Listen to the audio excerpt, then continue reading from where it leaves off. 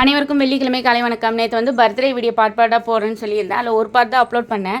நேற்று lunch video birthday வீடியோன்னு ரெண்டு வீடியோ அப்லோட் பண்ணால் அதில் உடனே 100% நெட்டு காலின்னு சொல்லி வந்துச்சு.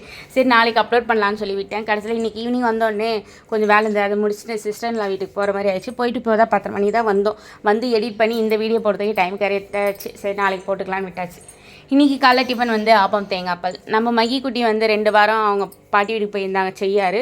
போயிட்டு 2 நாளைக்கு முன்னாடி தான் வந்தாங்க. நம்ம வீட்டுக்கு இன்றைக்கி தான் வந்தாங்க.